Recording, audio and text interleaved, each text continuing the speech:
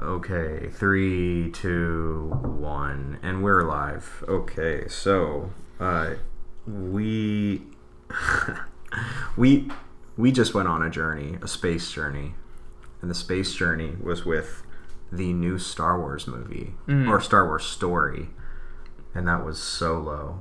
Now, before we continue, Star Wars story. Yes, a Star Wars story. Yeah, I'm Tyler.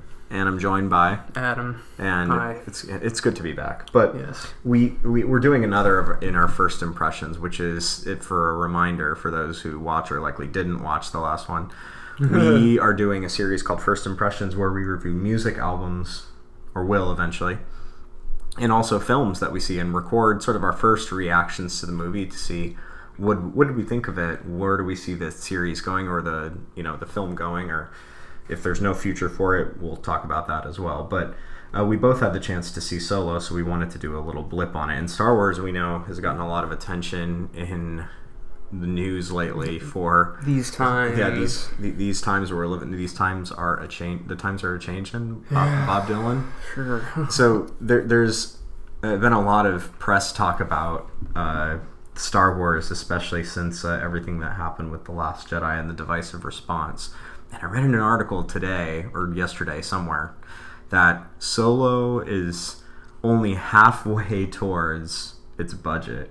Man. Or breaking even on its budget. And I thought, holy shit, like, the fallout has been bad. So, the context around it, there we go. But the film itself, I mean, if I'm just going to give it an overarching kind of theme, I'm going to say, you know what?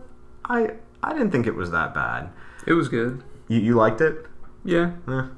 Yeah, I mean, the main thing was, and I think what irritates people is just this fallout from The Last Jedi. You know, The Last Jedi, I think, lost a lot of people because of the direction that they took with Luke's character, and there are a myriad of reasons why that movie, I don't want to say failed, but pissed off a lot of people. And I'm not going to go too far into The Last Jedi because or I should say we're not going to go too far into The Last Jedi because we kind of want to focus on Solo. But I'm thinking back to seeing it and thinking the first scene, you're kind of thrown immediately into the movie. Like you start on this, like, he's running away and things are moving fast, things are on the ship, and shortly into it, there's a love interest and whatnot as well, who, and spoiler alert, we'll call it now before we continue, but spoiler alert for those who haven't seen it. But even so, saying that, where the girl ends up coming in midway through, and you're like, what the fuck? Like, and the reason I say that is, like,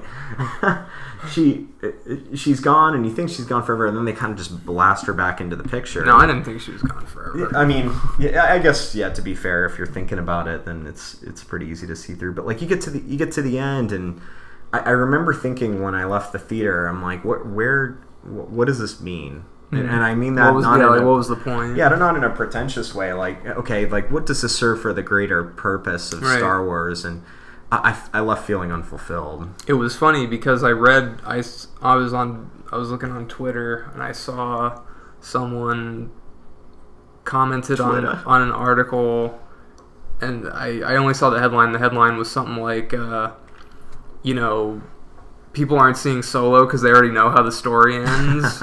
But the guy commented, he's like, I mean, that hasn't stopped other prequels. Yeah. And that doesn't, like, just because we know how the story ends, that doesn't mean that, like, people don't want to see how it began or, more in the middle, Look at it like this. If we're sticking with that's an interesting point. Look at it like this, though. If we're taking Star Wars as an example, let's run with this. So, we had 4, 5, and 6, New Hope, Empire Strikes Back, Return of the Jedi. Those came out years back. I mean, before we were 30 years either ago. of us were born. 40. I think the first one came out 40 years ago. But conceptually, or I guess realistically, we grew up with those movies, so we knew that as, like, being the series. And so when they announced the prequel ones, 1 through 3, there was this concept of, like, we're seeing the pre-times, the before times of what 4, 5, and 6 held. So from the start of episode 1, as jokingly funny as episode 1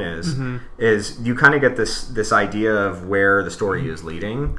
Sure. And while those movies didn't get a lot of, I guess, like positive critical attention compared to like, Empire Strikes Back, you know where that's headed, and yet I personally found the prequels pretty enjoyable, even the hilarious quotes like sand. Sand. Oh yeah, this pod is pod racing. Oh my god, there's too many to count. But the point, I have the higher ground. Yeah, man, a lot of good moments. You underestimate my. Anyway, we could go all day, but but the point is you knew where those were going, and yet you still there was still something to be had about how the story got there. And I don't know, maybe it's just a different time, and maybe we're just more, I guess, pessimistic about it. But I didn't really feel that with, like, I didn't care where it went. Really? I mean, I knew where it was going, but I didn't really care where it went. And again, maybe that's just the old fucking pessimistic part of me, but nonetheless, I kind of agree with that. Chewie, we're not in Kansas anymore. I've been waiting since I saw the movie. I was like, all right, we're going to talk about this movie at some point. I just wanted to say that. Isn't that the quote? I know it's. Yeah, Chewie, we're not. That's, oh god. The quote is actually, I have a bad feeling about this, right? That's a good one. Yeah. And then Greedo shot first, or Han shot first. But that was my favorite part of the movie, though. That he shoots first. He shoots first, yeah. That was awesome. That was all right too, and that ending felt really good. Except poor Woody Harrelson, man. The guy went through enough trauma, but then again, he was kind of a dick. So, I mean, at least in the movie. But yeah, that I felt like that was coming when I was watching it, just because I don't know, that concept of like. There was a bit of foreshadowing earlier in the film where he says something about like asking to learn how to draw. Do you remember that? Oh yeah, He's like, "How do you do that?" Yeah, and he doesn't want to explain it to him, and then he gets the upper hand. So I guess that was. Does he draw? Cool. I can't remember. Does he draw like that in the later movies? In 4, 5, and 6? Maybe. I'm hesitant to say so. In the it's probably fuzzy. The Star Wars backlash that's happened for the Last Jedi. Oh, I was gonna say, is that I noticed. I'm not a Star Wars guy. We were talking about last weekend before you had seen it. Mm-hmm. We were talking with our other pals about it, and I was telling them that I think, I'm not a big Star Wars guy, and I kind of think after seeing this movie, I think I kind of like the world a bit more than the actual story that they've played out. Not that the story is bad, but I think the world is pretty interesting, just with all the different alien species and different stuff like that. The space. Wide openness of space kind of thing. Yeah. But where was I going with this? I noticed when I think, because you might know this more than me, because you've seen the newer ones, the new trilogy that's happening, that's in the Force process. Awakens Yeah. Last Jedi, yeah. And I might have heard this in passing, but I don't know. But I noticed when Han is in the Imperial Army or whatever. And he's wearing that helmet, and it's got like, he's wearing that helmet, and I was like, is that like a callback, or is that like a little homage to Kylo Ren? Because isn't Kylo Ren's helmet kind of like that? Did you notice that? Has that been like brought up? And I thought I maybe heard that's been brought up in the new. Trilogy. I don't know if I've noticed that, but that's an interesting point. I'm trying to recall from watching the movie what that looked like, but it looked to me like Kylo Ren's helmet, what he's wearing in the army, in the war. Yeah, that mask. There's a scene in The Last Jedi where he when Snoke messes with Kylo about wearing the mask, and I'm thinking in that moment, why does he wear the mask? Oh man. So I think that was kind of cool, I guess. I don't really know all the... I didn't know a lot of the references. I mean, maybe there were a lot of... And I think that's one of the things that I feel like Ron Howard did a little... Ronnie Boy, he's the one who directed this one. Yeah, he did. We should talk about that.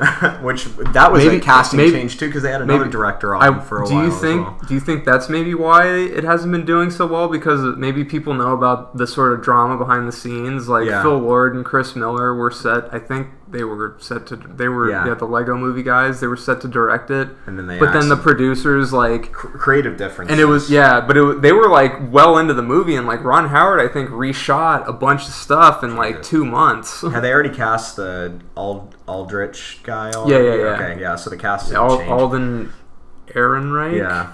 You know, honestly, and I then, thought he was cool. you know, a lot of people. I thought he looked cool, which I think that's why people like Han Solo, right? He looks cool. He's kind of a badass, right? And the thing is that I think a lot of people were upset about how they presented Han. You know, with him being the face of a young Han Solo. And to be honest, I thought he fit the mold okay. I thought he looked the part, and he kind of had a younger sense of arrogance, which I feel like. Was appropriate. I don't think he overdid it. I don't think the acting was too poor either. I mean, everyone was pretty solid. Everyone was pretty solid. Yeah, I mean, you know, with Donnie as Lando too, that was pretty cool. Although it threw me for a spin when he had this weird sort of attraction to the robot. I thought that was bizarre, but but you know, creative differences. Maybe that's my. Was he attracted to the robot? I thought it was more that the robot was attracted to him. Well, the robot said something to the effect of like Lando kind of has a thing for me, and one of this. Remember when they're on? No, yeah, I remember that, but I kind of thought that maybe that was more her projecting that. Oh, interesting, huh? So we're getting into the psychological profiles of droids. Yeah, of droids, which they got into. Well, not psychological, but they got into like droid slavery. And oh yeah, oh my god, that was a big thing. Yeah, because there's that whole like sequence when they're on the planet Yeah, what was that? Actually, what was the planet called? And where there's like the cage fighting, and that one droid is saying, this is inhumane and whatnot. That was interesting. That having that thrown in there. But I mean, it was cool too. I feel like we're seeing the same actors in a lot of these movies recently, and maybe you know where I'm going with this. But you've got God, I'm blanking on his name, and I should know this because when I saw him on screen, I was like, "That's him." Vision. Yep, exactly. Paul Bettany. Yeah, Paul Bettany. I learned that he was recast. That was a last-minute addition. Originally, the villain was supposed to be Michael K. Williams. Okay. And but like they had to do reshoots, and apparently Michael K. Williams was like a CG alien or something. Okay. So, but he wasn't available for the reshoots, scheduling conflict and all that. So they got Paul Bettany and did what they did with him. Yeah, Paul Bettany was I feel like a decent choice, but the guy, that accent can just kind of lull you into a sense of security. Oh, yeah. But after being Jarvis for 10 years. He's your personal assistant. Jarvis into Vision after 10 years. Oh my god, yeah. Yeah, I liked him in that role, and he was pretty convincing as the villain. But speaking of villain, and then they end the movie, and we mentioned at the start of this, where is this going? What purpose does this have? Right. And at the end, they bring Darth Maul in. Yeah. What the sequel? Exactly. And I'm thinking, the business side of this just. You're watching the movie and all you're seeing is business. We gotta someday maybe soon we'll talk about franchises. I think. Yeah, that's a topic that you and I have discussed offline that we wanted to kind of bring up, and we've got a really fun one too that we want to talk about regarding spin-offs. Yeah, and remakes and reboots. We've been really looking forward to doing. We haven't had any pre-discussions on it. Literally our ideas come from people shooting us messages saying, "Yo, this is what we want you to do." Sort of. Or we've had like one message. People shooting us messages saying, "Yo, this is what we want you to do," or we just say, "Hey, this would be fun to talk about," and we add it to a list. So, to our list. But the list is growing. It's good. It's a healthy list. What's the most recent one? Will the podcast survive? I don't know. You tell us. Maybe it will. Maybe it won't. As long as I'm alive, maybe we'll keep chugging away. Yeah. But anyway, so that potential spin-off but sequel after that with Darth Maul. I mean, the thing is that, and when we're looking at this from the business side, Disney can do anything with this movie or with this series. Now that they have it. Yeah. I mean, you told me recently that they're doing a Boba Fett movie, which you know, Right, there's a lot of upset people, rightfully so, about the direction of Star Wars. So I'm not disregarding that point of view, but I'd be excited to see a Boba Fett movie, depending on what happens and what we see of that. You know, I think that perhaps what you mentioned about the politics of what happened with Han Solo might have affected it. But it's also just the timeliness of The Last Jedi and how poorly that was received by the public. And I'm optimistic. I know a lot of Star Wars fans are pretty jaded right now, but I'm optimistic about the future. Are people burnt out? Well, I mean, you could argue that about Marvel films. Are people tired of those? Maybe. I don't know. They've been kind of... They're starting to take more risks, I think. It seems like it. But so that makes me think, what about the comedy in Solo? You think it was too much? Too little? I thought it was okay. Yeah. There's this concept of comedy balance in films that I think is so important, and where objectively I feel that The Last Jedi failed and Han Solo did well. Yeah. It didn't annoy me. The humor felt timed and appropriate. It felt... it was good. I chuckled a couple times when I was watching it. And I think that's important, you know, that establishes some connection with the audience that I think is relevant. Yeah. So, and again, I'm not saying the movie was not without its faults necessarily, but I'm pointing out a lot of the good things. So let's talk about the bad. Yeah. What went wrong with it? What went wrong? Question mark. Yeah. I see it as a headline. A new series. What went wrong? And that can go anywhere. What went wrong with society, with movies, with TV? But what went wrong with Solo? I don't know. Where did they fuck up? Maybe it was just because to me the movie seemed safe. Like there was no, like when you say what was the point of this? Like what is this? Like it was like it wasn't. I mean, you could argue it doesn't have to do anything groundbreaking or earth-shattering, but I almost feel like, you know, maybe it just should have had some other, I don't know, something was missing, you know? Yeah. Something to, like, really, you know, grab people, I guess. I think, well, going back, the boldest thing it did was it had Han shoot first. Yeah. Yeah. Because it took a stance on that. Mm-hmm. And that was good. I was happy with that, because the thing is, like, I wanna watch the original trilogy. Like, you know, now I haven't really seen. I've kind of seen them. I haven't totally seen all of them. Yeah, seen them in full. Like I remember seeing the first one when I was a little kid, but that was kind of it. Right. But the thing is, like, I'm hesitant to see them now because of what I've heard and seen that they like tampered with them. Mm-hmm. You know, adding digital effects, but like doing the whole Greedo shooting first thing. Yeah, which is like I don't know. South Park did a whole thing on that too, where they parodied. I mean, they parodied everything, but they did a whole thing where they talked about Lucas and Spielberg kind of altering their original works, and I remember people. It's a good little bit, but I remember I did watch Return of the Jedi with your brother a little while ago, and like at the end it shows Hayden Christensen as Anakin at the end as a Force ghost instead of the original guy, and I was like, what? You're thinking, how did this work out? Hayden Christensen, was he even alive in the 70s? How old? Hayden Christensen, He's probably like 30-something now at this point. It makes me think, we're talking about Hayden Christensen, that poor guy got so much shit for his performance in the thinking about it, he would have been born probably when the first Star Wars came out, maybe. That poor sap got so much shit when it came to the first, in the prequels. I mean, maybe it was justified, I don't know, but and I think to all the, I mean, even this Aldrich guy, he's getting a lot of shit for the fact that, for what the sphere around why people are so frustrated with Star Wars. And I was telling you that I read this thing today about how the girl in The Last Jedi, Kelly Marie Tran, had to delete all of her photos off. Not had to, but she chose to delete all of her photos on Instagram and kind of go dark on social media because she was legitimately getting threats and and people attacking her because of the poor response to The Last Jedi. I'm sitting here thinking, why? Yeah, what? Like, what? I understand that people are frustrated with some of the characters of some of these films and what they've done with them, but for God's sake, don't take it out on the actors or the actresses. The actors have a job to do, and they do it. And same with people giving Mark Hamill shit because he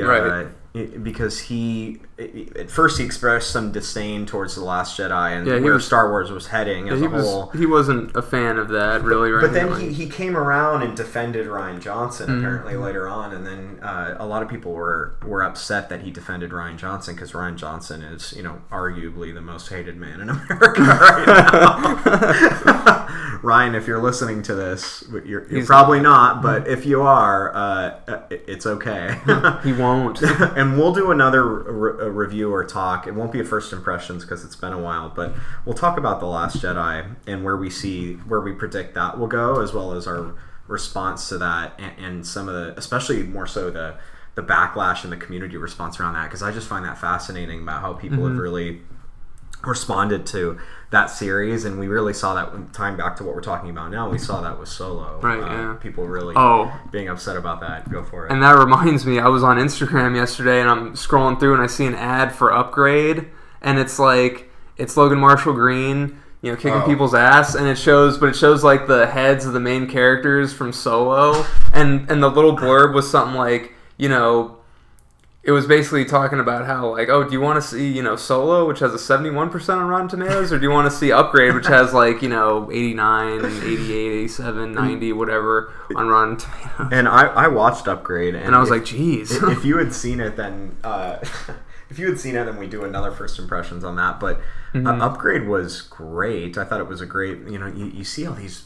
And me, I love low-budget thriller, horror flicks. And I don't know if that budget was particularly low. It filmed like one. But it filmed like with the quality of Ex Machina, as an example, which was pretty well shot and pretty well done.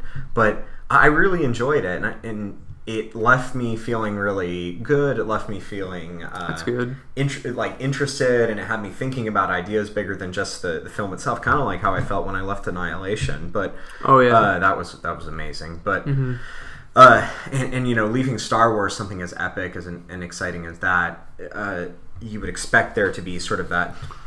I'm really excited about the universe, and I'm pumped for that's one of the things that I think Marvel has done really, really well, is that you leave one of their films, and for the most part, even if you thought one of the Marvel films was not really great by your standards, you leave feeling, well, I wonder what's going to happen next, and that motivates you to see the next one and gets you kind of jazzed and excited, and they do a really good job of marketing in that way.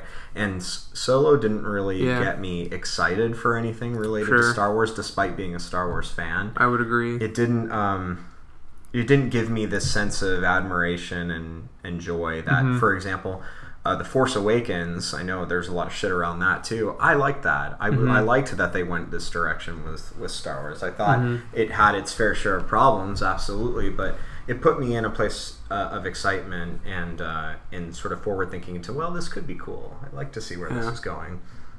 Overall, if I'm going to sum it up in a number, we'll say Han Solo out of 10, Tyler's rating, 6.5 to 7 to 7. I'd say 8 or 8.5. It's pretty solid. Even though I would agree that I'm not necessarily, it didn't leave me like feeling excited about the possibility of the next one, but they've definitely set up a sequel, and they can go anywhere with that. Not even just with the Darth Maul thing, just with like Han and Chewie in space. And I was thinking, I'm down for that. Yeah. But I'm not like chomping at the bit. You know? I think that's where the 7 comes from for me, or 6.5 to 7 comes from me, because it's not that jazzed about the future. Did I enjoy it while I was watching there? Yes. That's why we're above sort of the 5 range. Yeah. Was it an amazing film? No, it wasn't a 10.0. Maybe we'll do a series on movies we think about 10.0s, but it was good. I enjoyed it. I am excited to see where Star Wars goes, and we'll see what happens. What did you think? Oh wait, hold on. Star Wars. One last thought. There were some pretty good, I guess, establishing shots and just scenery shots. I thought were really cool. And the CG was good. I don't remember it didn't seem bad. Yeah. Yeah, that's true. And there's so many things that, like, take A Quiet Place for example. Oh It's yeah. really off track. Like, it's an okay movie. I enjoyed it. It was interesting. There's a lot of really good shots in it, but it's an average film overall. So that is something worth noting and valuing. But how did you think of it? What did you think? Was it good? Was it bad? Let us know. Tweet at us at A Talk Podcast. We're also available by email, atalkpodcast@gmail.com, if you have suggestions. Yes. Or if you hated it. Get at me. That's the... Never mind. So we're looking forward to hearing from you. Overall, we thought the film was pretty good. Yeah. We're excited to see where it goes. Until next time. Well, are we excited to see where it goes? We kind of slammed it a little. We're bit, looking. Well, we're looking forward to it, but we're just not like. Yeah. I can't wait. Like when are they going to announce Solo 2? I threw excited around there loosely, but we'll see. We're see. We're cautiously optimistic. That seems a little too. That seems negative. a little. We're fairly optimistic, or we're fairly optimistic to optimistic in general about it. I'm still sticking with the neutral. We'll see. Well. I mean, but I'm fairly optimistic. I would say it's coming from the non-Star Wars. I don't think. I mean, can it get worse than that? I guess they'd really have to. I mean, like I said, I don't think it was bad, but it's like if they make a sequel and they tank the sequel, it's like, well, all right. Okay, now this gets the fail from me. Yeah. Okay, until next time, we'll look forward to talking to you again or talking about another topic. So, see ya. See ya.